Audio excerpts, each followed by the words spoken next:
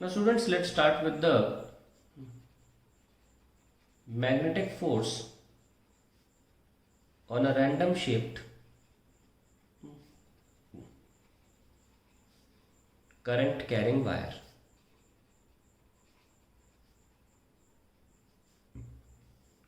Suppose I have a random shape like this,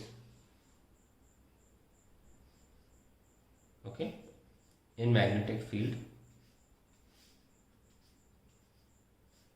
इस तरीके से रैंडम शेप मैंने ले लिया मैग्नेटिक फील्ड में, ठीक है। अब क्या क्या कर रहा हूँ मैं, एक छोटा सा सेगमेंट ले लेता हूँ। सपोज इतना सा मैंने एक सेगमेंट ले लिया जिसकी लेंथ हो गई dl। अब dl जो लेंथ है उसके दो कंपोनेंट हैं, dx i cap plus dy j cap, है ना। और मैं ये जो वायर है हमेशा उसी के डायरेक्शन में, ये मान लो x, मैंने एक्स वाई एक्सेस ले लिया है, ठीक है। ये y एक्सेस हो गया और ये x एक्सेस हो गया। कहीं भी ले सकते हो, ऐसा थोड़ी ना कि हमेशा पेज के हॉरिजॉन्टल लोगे। तो वायर के हिसाब से ले लिया मैंने, ऐसे x एक्सेस और ऐसे y एक्सेस, ठीक है। तो उसमें क्या हुआ कि हमारे पास, अच्छा यहाँ के बजाय थोड़ा सा यहाँ बिल्कुल स्ट्रेट हो गया है, लेना मुश्किल हो जाएगा, यहाँ काट दो।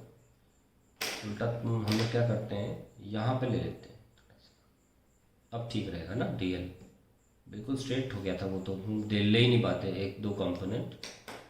सो this is dl, then this is dx and this is dy। ये dx है और ये dy।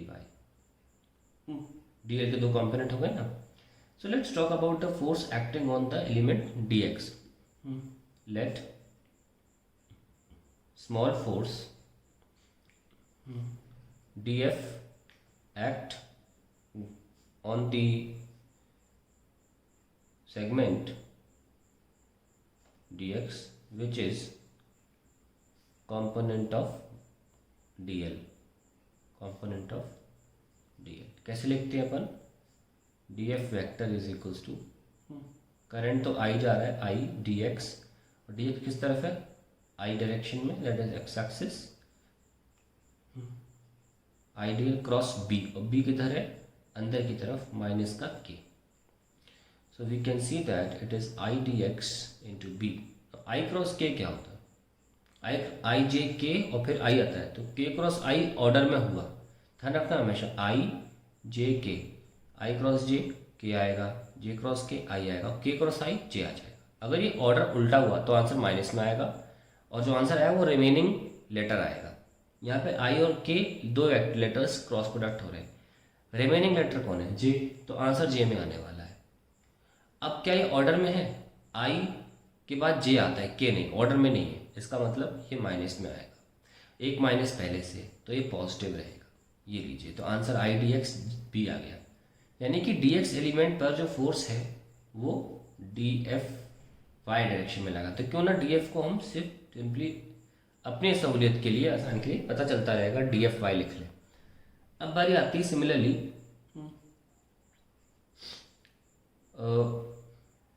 Small force df acts on length component dy। तो आई थिंक वट नेचुरल बात है बाय सिमेट्री, ये dfx होना चाहिए I dy इंटू बी, और obviously in the I direction. पर आप करना चाहते हैं तो करके भी देख लीजिए कि आपको हमें ये राइट साइड ही मिलेगा। तो इस सेगमेंट पर आपको लेगा यहाँ पे, और इस सेगमेंट पर आपको फोर्स कहाँ मिल रहा है, लेफ्ट साइड, ठीक है। तो ऐसे हम लिख सकते हैं, df x सफिक्स दिखा दिया, क्यों ना वेक्टर से भी दिखा दें, ठीक है। अब मैं ऐसा उम्मीद करता हूँ कि आप एक बार चेक कर लेंगे कि आपको यहाँ पे I मिलेगा, उसकी टेंशन नहीं है। नाउ ऐसे भी ध्यान रखें कि जब x लेंथ की दिशा में लिया तो हमें फोर्स y के डायरेक्शन में मिला, और जब y की दिशा में लिया तो फोर्स x डायरेक्शन में लिया। अब हमें दोनों को इंटीग्रेट करना जरूरी है for the total length of the wire. अब लेट अस सी इंटीग्रेट, तो fx क्या हो जाएगा, it will be integration of dfx। अब लिमिट्स देखिए कहाँ से कहाँ जा रही। सपोज ये 0 0 है और ये क्या होगा L, 0 कैसे? तो लिमिट जो जा रही है एक्स कोऑर्डिनेट की वो 0 से L तक जा रही है, तो 0 से L इंटीग्रेट किया I dx अभी कोई ज़रूरत नहीं है, आप चलो लिख लियो, कोई टेंशन नहीं है, मैंने यहाँ वेक्टर लगा दिया ना तो लिख लेते 0 से L।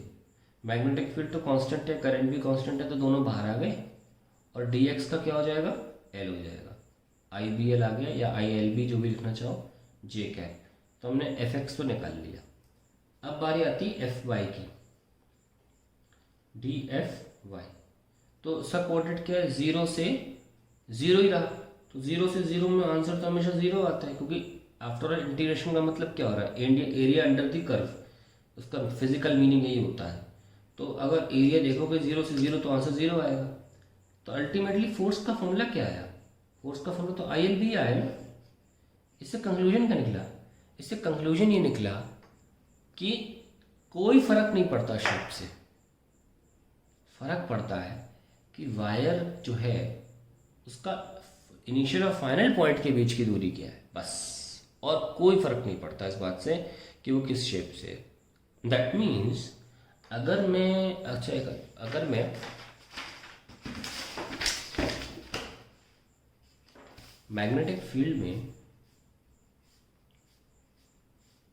अगर मैं क्लोज्ड लूप ले लूँ तो निकालने का तो मतलब ही नहीं है फोर्स, क्योंकि इसके इनिशियल और फाइनल पॉइंट के बीच में कोई डिस्टेंस ही नहीं है, तो बंद हो गया ना।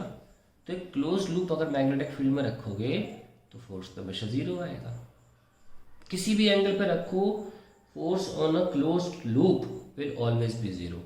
फिर चाहे वो कोई भी शेप हो, उससे कोई फर्क नहीं पड़ता। ऐसा शेप रैंडम, चाहे वो आपका शेप हो रेक्टेंगल, कैसा भी शेप हो, इस बात से कोई फर्क नहीं पड़ता कि आपका शेप क्या है।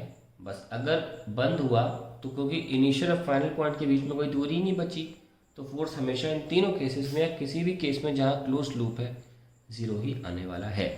तो ये बहुत इंपॉर्टेंट डेरिवेशन हमने किया है कि हमें प्रूव कर दिए हैं कि किसी भी शेप पर फोर्स हमेशा ILB ही लगता रहेगा, वेर यहाँ पे लेंथ का मतलब है the distance between the initial and final point of the